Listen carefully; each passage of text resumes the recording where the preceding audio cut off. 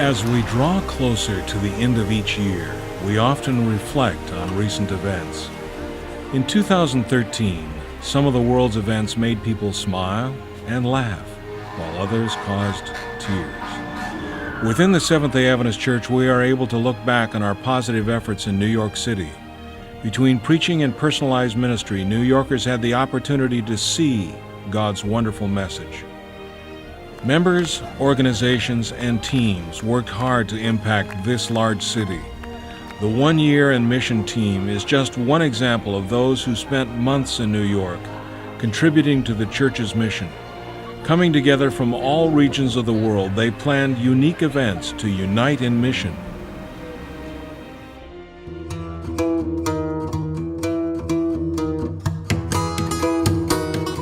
The cooking class was an event where we just wanted to use it actually to get in contact with community people. At the same time, we wanted also to teach them health principles, but more importantly, we wanted to lead them to God.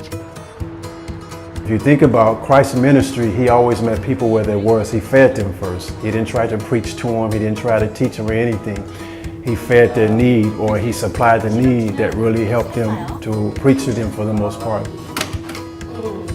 As a team, we worked so hard to get everything ready. Each one of us has a different roles, and we got stressed every Wednesday, but at the end of every Wednesday, we were so happy and we were so glad to see the reaction of the people, how they enjoyed the class, the food, the fellowship, and I think this was our prize. From week to week, it kept getting better, and so we're really thankful to God for that.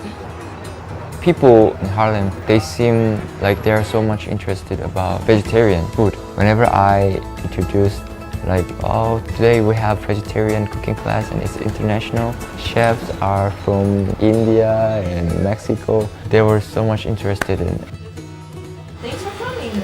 I met a woman who's been coming to our class on a regular basis. She said, I'm a heavy meat eater. She said, I'm about to change my life. My life is about to change. She said, from here on out, I'm going to change the way that I do things because I've learned about New Start and I can't go back to what I was.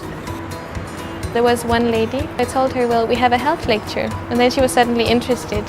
And so she started coming, and she was a little skeptical in the beginning, but she was there every single time. She was one of the only ones who didn't miss any night. And I got to also make friends with her and talk to her. It was better than I expected because of the countries and the information, the learning about the different countries. It wasn't just vegetarian, it was vegetarian from all over the world. At the end, our goal was to introduce Jesus to the New Start, and then at the end, we have trust in God. We thought about how can we connect this food activity to Christ. The best part is we don't have to do something great. You can do small little things and do it with all your heart, and God can bless that little. Amazing.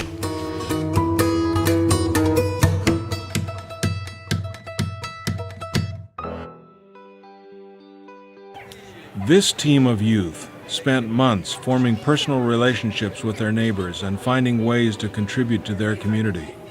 They have already gone back to their home countries and are bringing a fresh perspective on mission to the cities. Compassion Day is just one of many events they can replicate back home. Far too often we can talk about how to show Jesus' love, but we keep talking without much doing. A group of young people, thousands and thousands of young people coming in. We had little people, big people, older people doing things that just sort of impacted New York in a dynamic way. I think that we use the word compassion in such a way that we think it's a box, that we just place it there and everything is compassionate.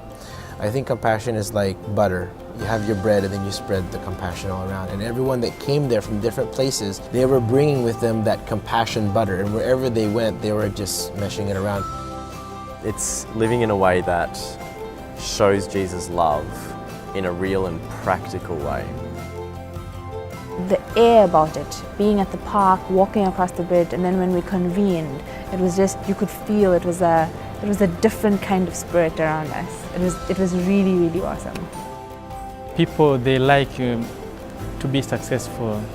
So as you pray with people and they touch their needs, most of the people, they like it. So when I knew that it is praying with people, I knew that that one is so nice for me and nice for them too. I would like to take this compassion movement and use it back home in little acts of kindness, little acts of generosity, little acts of love that we can show people. Try and implement the compassion movement back home, and maybe we can march across the Nelson Mandela Bridge. It's not just an event, it's not a day, it's not a weekend, it's a lifestyle. The whole idea of compassion is something that I think I can take back home, because it's so easy to just be nice to people essentially. Stop and talk to someone, take the time to give them the time of day, help someone cross the street, take their groceries to the car, just the small things. So it's about living a life of compassion all the time. As Christian youth, as Adventist youth, being available to do such an activity on the Sabbath where we become the sermon, that's what Compassion Weekend was all about.